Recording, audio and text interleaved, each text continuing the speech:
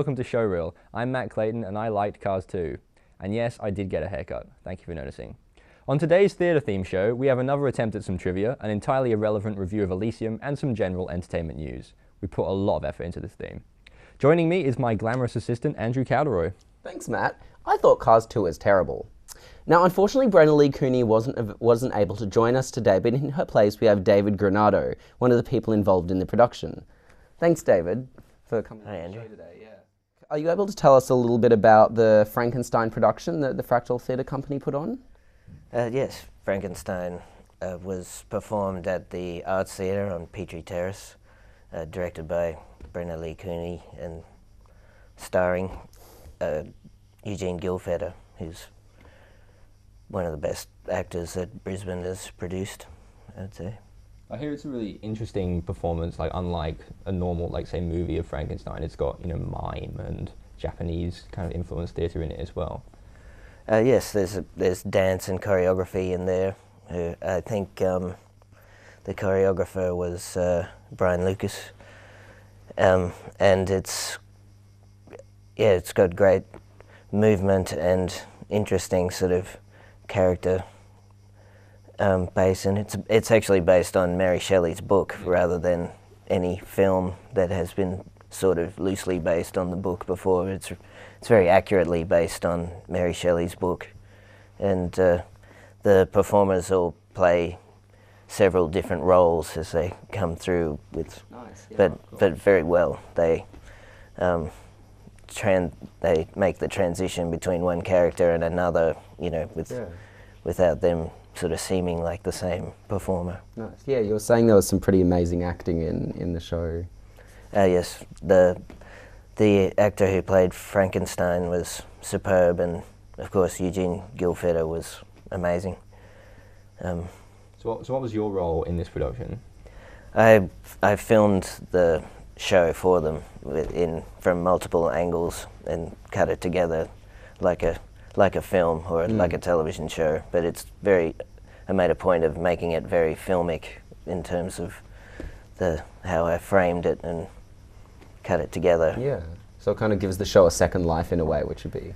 Well, yes, the main point is so that to capture the show so that it feels more like you're at the live performance, and television or filming with television cameras can tend to sort of separate you when you're watching it on the television set. So to have those different angles and close-ups kind of brings the audience back in so that it feels the way it did watching the live performance. And then the main point of filming it is for the company to tour that show, so they can send a full copy of the show, and it can be assessed by people running theatres and festivals whether or not the show is up to standard for their festival or theatre.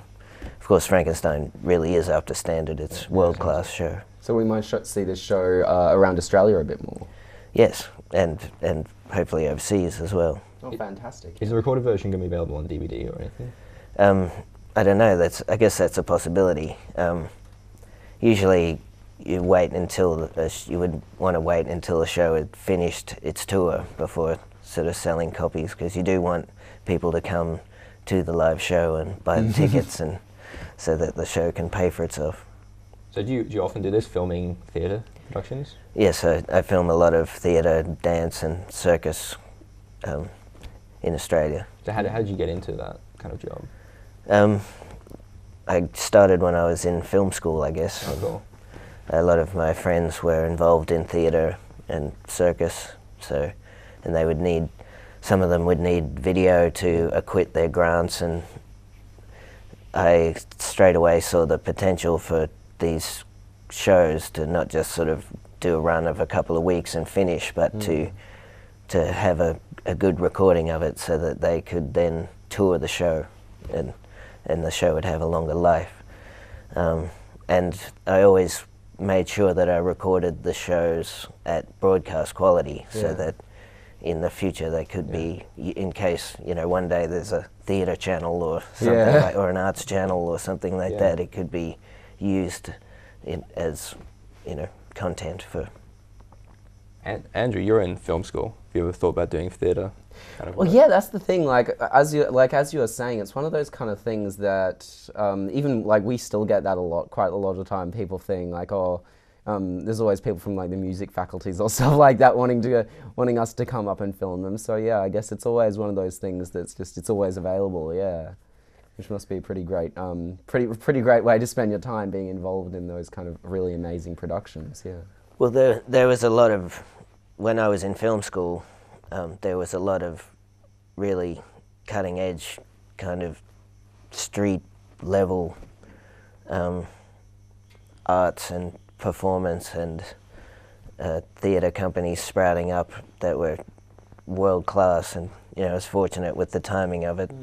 Similar sort of thing with a lot of world class bands like Powderfinger and Regurgitator came up at the same time. Yeah. So was able to do music videos and theatre stuff. And Where did you study? I studied at Griffith University Nathan campus first, yeah. and then I applied to go to the art college, Nice. film and television. We went to QT. Yeah, we're QT people. We're the enemies. No, QT's great. They have really great people at QT. University for the real world. Yeah. So you're saying, one of you're doing some other stuff to do with Macbeth. Can you tell us a bit more about that? Yes, I've been working with another theatre company, Frank Theatre, to make a feature film version of Macbeth, Wow. the Shakespeare play. Yeah. Jackie Carroll, who is the artistic director of Frank, did a fantastic job of cutting down the original script into this really focused story, mainly between Macbeth and Lady Macbeth, with a few other, but most of the peripheral characters are cut out, and all their scenes are cut out. So it's about the relationship between Macbeth and Lady Macbeth, more so than it is about sort of power and greed. Really interesting. We have to take a break, but we'll be back soon with David for more Showreel. Don't go away.